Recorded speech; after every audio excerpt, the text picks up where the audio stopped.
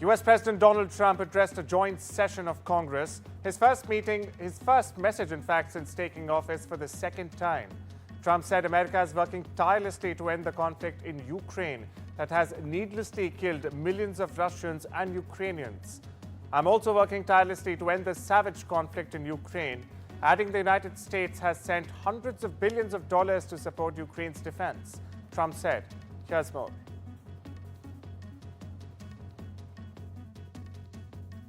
Other countries have used tariffs against us for decades, and now it's our turn to start using them against those other countries.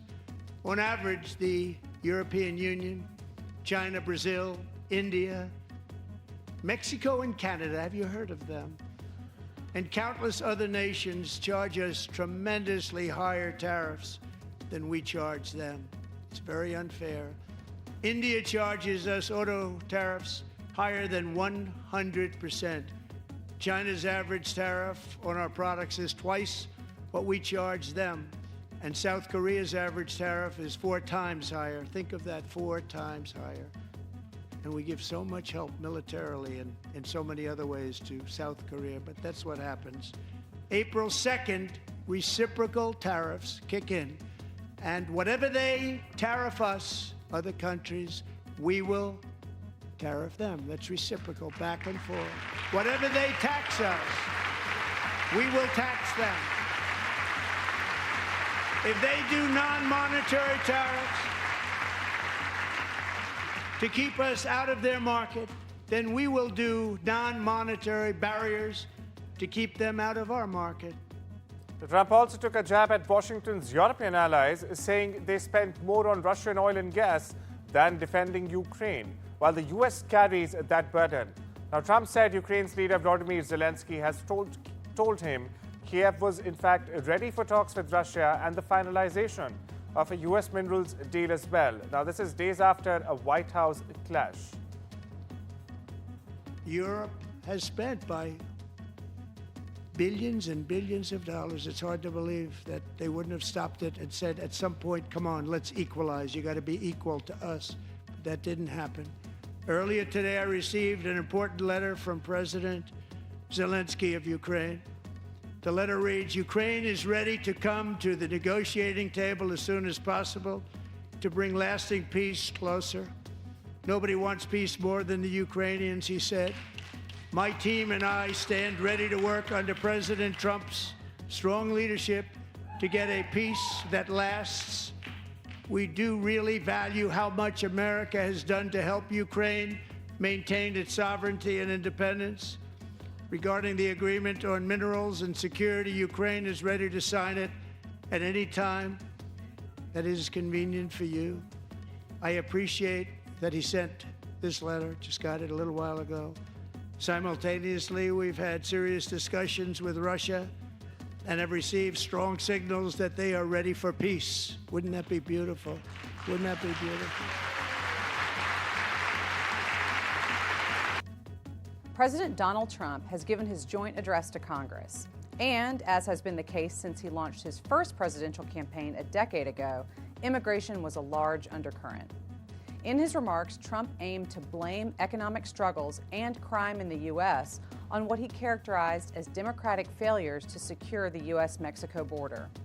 The president talked about actions he's already taken in executive orders, but Trump also called on Congress for their help in passing some of his proposals into law. Another focus area for Trump was tariffs, which the president said could mean temporary stress for Americans, but ultimately help domestic industry. Partisan divides were on display during Trump's remarks. Republicans gave the president multiple standing ovations and loud cheers. Democrats never stood during his speech and rarely applauded. Some Democratic members held signs critical of Trump and even left the chamber early. One was escorted out after refusing to sit down. For Democrats, Michigan Senator Alyssa Slotkin gave her party's response, focusing largely on the economy. And after President Donald Trump's tariffs have rattled the U.S. economy, U.S. Commerce Secretary Howard Lutnick has said that fentanyl deaths must decrease if the U.S. is to meet Canada and Mexico, quote-unquote, in the middle. With an announcement expected as early as Wednesday, Following Trump's address to Congress, Lutnick mentioned that Canada made the U.S. an excellent offer, in fact, on more efforts on the border Tuesday, and talks are ongoing with the president to determine the next steps. Listen in. Fentanyl deaths in America need to come down, right? It's black and white. Autopsy, fentanyl deaths in America need to come down. They need to come down from Mexico and Canada. The geopolitical sands of West Asia are shifting once again. Now, this as Arab leaders have unanimously agreed on a 5-year, $53 billion plan to rebuild Gaza without displacing Palestinians, to counter U.S. President Donald Trump's proposal to, in fact, take over the coastal enclave. Meanwhile, Israel, which is maintaining a blockade on all food, medicine and aid into the enclave, has slammed the proposal, while the White House itself has reiterated that Trump stands by his vision for the Strip.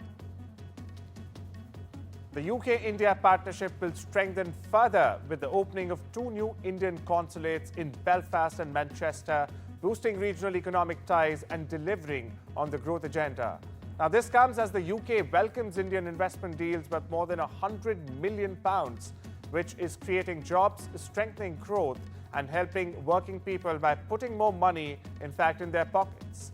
Now, before opening the consulates, Indian External Affairs Minister Dr. S. Jaishankar met with UK Foreign Secretary David Lammy at the Chevening House. At Chevening, the foreign ministers drove forward the UK-India Comprehensive Strategic Partnership. Now, this focused on fostering mutual economic growth, technological innovation, and collaboration on global challenges, including climate change as well. They also discussed Russia's ongoing war in Ukraine, the West Asia, and other global affairs. The punishment for mutiny in colonial times, a way to discourage desertion during the Civil War, a dose of frontier justice in the Old West, and now, some 150 years later, a possibly more humane alternative to lethal injection. Firing squads have a long and storied history in America. South Carolina on Friday is scheduled to conduct the first firing squad execution in the U.S. in 15 years. Brad Sigmund, who was convicted of killing his ex-girlfriend's parents with a baseball bat back in 2001, elected that method over the 2 other available in the state: the electric chair and the lethal injection. Listen in. We have 6 methods of execution in this country. I think firing squad is the least inhumane method. So I can understand an inmate selecting it. That makes sense. To me, it's the better choice for an inmate if I were somebody representing that person. Attackers launched 2 suicide bombings to breach a wall at a military base in northwestern Pakistan, while others stopped the compound and were repelled in violence that killed at least 9 people and injured another 25. Now, a group affiliated with the Pakistan Taliban militant group claimed responsibility for the attack in Bannu. This is in Pakistan's Khyber Pakhtunkhwa province, and said dozens of Pakistani security forces were killed. The military, however, did not immediately confirm any casualties, but Bannu District Hospital said at least 9 people were dead. And a trial of 40 prominent opposition figures, including politicians, lawyers, media personalities, and even business leaders accused of conspiring against state security, began on Tuesday in Tunisia. It's a move defense lawyers and activists decried as a breach of, in fact, fair trial standards. Only those released on bail attended in person, while families of the detained and protesters outside the courthouse demanded transparency and the physical presence of all the accused. Now, the trial unfolds amid escalating tensions between President Said's government and opposition factions, which accuse him of authoritarian drift. Since 2021, dozens of critics have faced arrest under broadly defined security law. Said supporters, meanwhile, they argue that the crackdown is necessary to stabilize the nation grappling with inflation, unemployment, and peaking corruption. As Pope Francis entered his 3rd week in a hospital battling pneumonia, hundreds of pilgrims, or faithfuls as they're called, continued to make their way to this hilltop town to pray at the tomb of St. Francis, the hometown medieval saint whom the pontiff chose as his papal name. Groups from all over Italy made their way through a town of grey and brownstone houses that look like little has changed from when, in fact, the saint was born here more than 840 years ago. Now, St. Francis, whose name was chosen by the current Pope, symbolizes love for the poor, peace and creation, all key priorities for the pontiff. Listen in. Francis, stepping himself, came back to nature in some sense. So we must receive nature as a gift of God and respect this gift. And NASA's two astronauts are just a few weeks away from finally returning to Earth after 9 months in space and stranded. Butch Wilmore and Sunita Williams have to wait until their replacements arrive at the International Space Station, or the ISS, next week before they can check out later this month. They'll be joined by their SpaceX ride home by two astronauts who launched by themselves in September alongside 2 empty seats. Listen in. I have 2 Labrador retrievers right now, Gunner and Rotor, who have been having boy time with my husband, and I think they'll be very happy for Mom to come home. So I'm excited to see my labs when I get back. And yes, these were Gorby's footprints. The American state of Florida has launched a criminal investigation, indeed, into British-American influencers Andrew and Tristan Tate, who flew to the States last week from Romania, where they faced rape and human trafficking charges. They still do.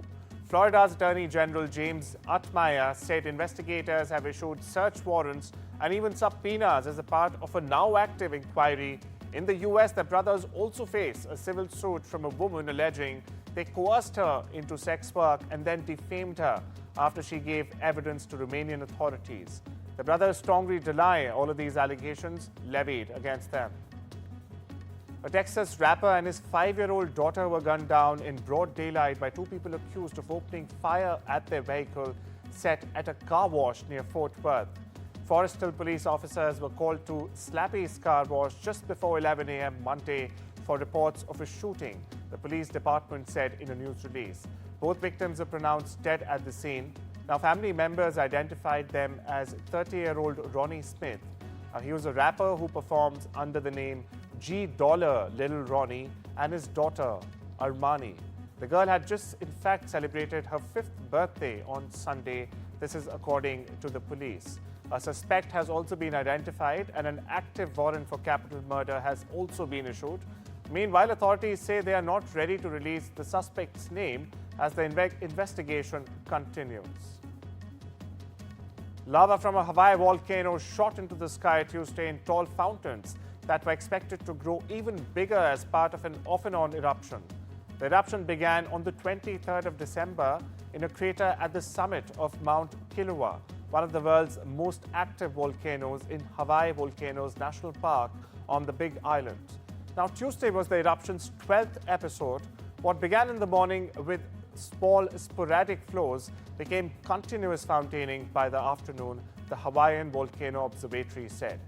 They reached 150 to 165 feet, or 45 to 60 meters, and were expected to grow further. A webcam showed a vigorous fountain of bright red lava. No residential areas have been threatened by the eruption. People have been, in fact, flocking to overlook sites inside the park for views of the fiery show.